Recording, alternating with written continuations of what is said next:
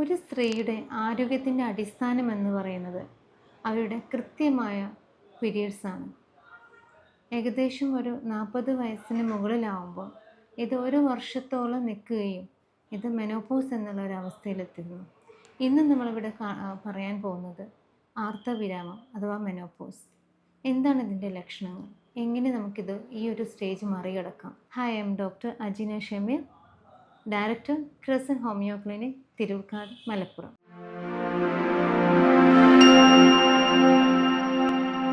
സ്ത്രീകൾ ഒരുപാട് അലട്ടുന്ന, ഒരു പക്ഷേ ഈ ലൈഫ് തന്നെ ഇനി എങ്ങനെ മുന്നോട്ട് പോവാം എന്ന് ചിന്തിക്കുന്ന, ഭയങ്കര ബുദ്ധിമുട്ട് അനുഭവപ്പെടുന്ന ഒരു പീരീഡാണ് മെനോപോസ് അഥവാ ആർത്തവവിരാമം. ഏകദേശം 45-നും 55-നും വയസ്സിനിടയിലാണ് ഇത് തുടങ്ങുന്നത്. ഓരോ സ്ത്രീകളിലും ഓവറികളുണ്ട്, അതിൽ നിന്നാണ് ഈസ്ട്രോജൻ ഹോർമോൺ ഉണ്ടാകുന്നത്. എന്നാൽ മെനോപോസിൻ്റെ ടൈം ആകുമ്പോൾ ഈസ്ട്രോജൻ ഹോർമോണിന് വളരെ കുറയുന്നു. ഇത് തന്നെ ശാരീരികമായിട്ടും മാനസികമായിട്ടും ഒട്ടേറെ ബുദ്ധിമുട്ടുകൾ ഉണ്ടാക്കുന്നുണ്ട്. ചില സ്ത്രീകളിൽ 30 വയസ്സ് കഴിയുമ്പോൾ തന്നെ മെനോപോസിൻ്റേതായുള്ള സിംറ്റംസ് കാണുന്നു. അതായത് ദേഹമാകെ ചൂട് വരാം, ക്ലൈമറ്റ് എത്ര തണുപ്പാണെങ്കിലും അവർക്ക് ചൂട് അനുഭവപ്പെടുക, ഉറക്കത്തിലൊക്കെ ചൂട് വന്നിട്ട് നമ്മൾ എണീറ്റ് പോവുക, ഇങ്ങനത്തെ ഒരവസ്ഥ. ഇത് പ്രിമച്വർ മെനോപോസ് എന്ന് പറയുന്നു. പൊതുവെ മെനോപോസ് സ്റ്റാർട്ട് ചെയ്യുന്നത് 45 വയസ്സിനും 55 വയസ്സിനും ഇടയിലാണ്. ഒരു സ്ത്രീയുടെ മെൻസസ് ഒരു വർഷത്തോളം ഇല്ലാതെ ആവുന്ന ഒരവസ്ഥയാണ് മെനോപോസ്. എന്നാൽ ചില സ്ത്രീകളിൽ 40 വയസ്സിന് ശേഷം തന്നെ മെനോപോസിൻ്റെതായുള്ള ബുദ്ധിമുട്ടുകൾ കാണുന്നു. ഇത് പ്രീ മെനോപോസ് എന്ന് പറയുന്നു. ഇനി ഇതിൻ്റെ ലക്ഷണങ്ങൾ എന്തൊക്കെയാണെന്ന് നോക്കാം. ഈസ്ട്രോജൻ ഹോർമോണിൻ്റെ അഭാവം കൊണ്ട് തന്നെ നമുക്ക് ഒരുപാട് ബുദ്ധിമുട്ടുകൾ വരുന്നുണ്ട്. നമ്മുടെ യൂറിത്രൽ അതുപോലെ തന്നെ വജൈനൽ ടിഷ്യൂസൊക്കെ ഈസ്ട്രോജൻ പ്രൊട്ടക്റ്റഡ് ആണ്. അതുകൊണ്ട് തന്നെ ഈസ്ട്രോജൻ്റെ അളവ് കുറയുന്നതിനനുസരിച്ചിട്ട് അവിടുത്തെ കോശങ്ങൾ ഡ്രൈനെസ് അനുഭവപ്പെടുന്നു. വജൈനൽ ലൂബ്രിക്കേഷൻ കുറയുന്ന വഴി അവിടെ ഡ്രൈനെസ്സും നമ്മൾ സെക്ഷൽ ലൈഫ് ബുദ്ധിമുട്ടായിട്ട് വരുന്നു. അതുപോലെ യൂറിത്രൽ ഡ്രൈനെസ് കാരണം റിക്കറൻ്റായിട്ട് UTI വരുന്നു. യൂറിനൽ ഇൻകോണ്ടിനൻസ്, അറിയാതെ മൂത്രം പോകുന്ന, തുമ്മിയാലോ ചുമച്ചാലോ ഒക്കെ അറിയാതെ മൂത്രം പോകുന്ന ഒരവസ്ഥ വരുന്നു. പിന്നെ നമുക്കൊരുപാട് മൂഡ് സ്വിങ്സ്, പെട്ടെന്ന് ദേഷ്യം വരാം, ഭയങ്കര ഡിപ്രഷൻ, ഇതൊക്കെ ഒരു ഈസ്ട്രോജൻ ഡെഫിഷ്യൻസി കാരണമാണ് നമുക്ക് ഉണ്ടാകുന്നത്.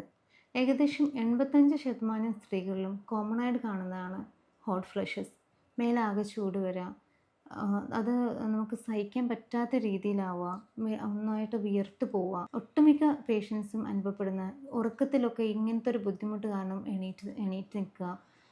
അതുപോലെ സ്ലീപ്പ് ഡിസ്റ്റർബൻസസ്, പിന്നെ ആർത്രൈറ്റിസ്, നമുക്ക് ജോയിൻറ്റ് പെയിനൊക്കെ വരാം.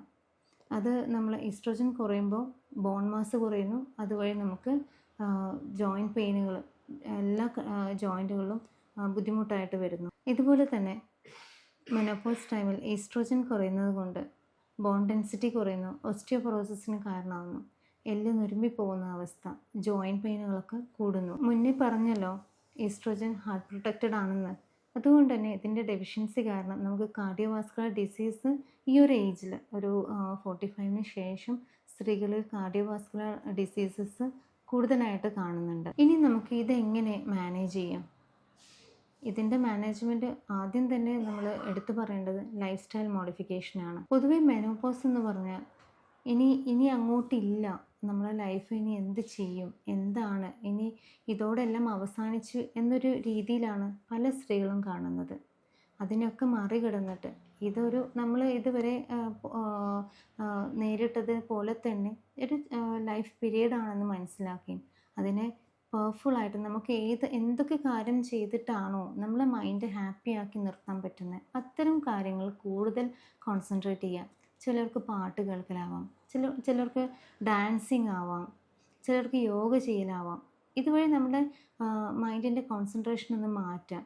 പിന്നെ റെഗുലറായിട്ടുള്ള എക്സസൈസ്, വെയ്റ്റ് ബിയറിങ് എക്സസൈസ്, ഒരു 30 മിനിറ്റ് മുതൽ 45 മിനിറ്റ് വരെയെങ്കിലും ഒരു വിയർക്കുന്ന രീതിയിൽ, ശരീരം വിയർക്കുന്ന രീതിയിൽ തന്നെ എക്സസൈസ് ചെയ്യാൻ ശീലിക്കുക. പിന്നെ നമ്മൾ ശ്രദ്ധിക്കേണ്ട ഹെൽത്തി ഡയറ്റ്, നമ്മൾ പ്രോട്ടീൻ റിച്ച് ആയുള്ള ഭക്ഷണങ്ങൾ കഴിക്കുക, ഗ്രീൻ ലീഫി വെജിറ്റബിൾസ് കഴിക്കുക, പച്ചക്കറികൾ ധാരാളം കഴിക്കുക, ഫ്രൂട്ട്സ്, നട്ട്സ്, പിന്നെ സീഡ്സ് പോലത്തെ ഫുഡുകൾ ധാരാളം കഴിക്കുക, പ്രോട്ടീൻ അടങ്ങിയ ഭക്ഷണങ്ങൾ ധാരാളം കഴിക്കുക, മുളപ്പിച്ച പയർ, കടല പുഴുങ്ങിയത്, കോഴിമുട്ട, സോയ ഫുഡുകളൊക്കെ നമുക്ക് ഈ ഒരു സമയത്ത് കൂടുതലായിട്ട് കഴിക്കാവുന്നതാണ്. ഏതൊരു സ്ത്രീയും മനസ്സിലാക്കേണ്ടത് ഈ ബുദ്ധിമുട്ടുകളൊക്കെ വരുന്നത് നമുക്ക് ഈസ്ട്രോജൻ എന്ന ഹോർമോണിൻ്റെ കുറവ് കൊണ്ടാണ്. ഇതിൻ്റെ ബുദ്ധിമുട്ടുകൾ മനസ്സിലാക്കി മാനസികമായിട്ടും ശാരീരികമായിട്ടും അനുഭവപ്പെടുന്ന പ്രയാസങ്ങൾ മനസ്സിലാക്കി നമുക്ക് ഹോമിയോപ്പതിയിൽ മരുന്നുകൾ ലഭ്യമാണ്. അതുവഴി നമുക്ക് ഈ ഒരു കാലഘട്ടം നമ്മൾ അനുഭവിക്കുന്ന എല്ലാ പ്രയാസങ്ങളെയും പരിഹരിക്കാവുന്നതാണ്. ഈ പറഞ്ഞ കാര്യങ്ങൾ നിങ്ങൾക്ക് എന്തെങ്കിലും സംശയങ്ങളുണ്ടെങ്കിൽ അല്ലെങ്കിൽ കൺസൾട്ടേഷൻ ആവശ്യമുണ്ടെങ്കിൽ നിങ്ങൾക്ക് താഴെ പറയുന്ന നമ്പറിൽ കോൺടാക്റ്റ് ചെയ്യാവുന്നതാണ്. ഇനി അടുത്തൊരു വീഡിയോയിൽ വീണ്ടും കാണാം. താങ്ക്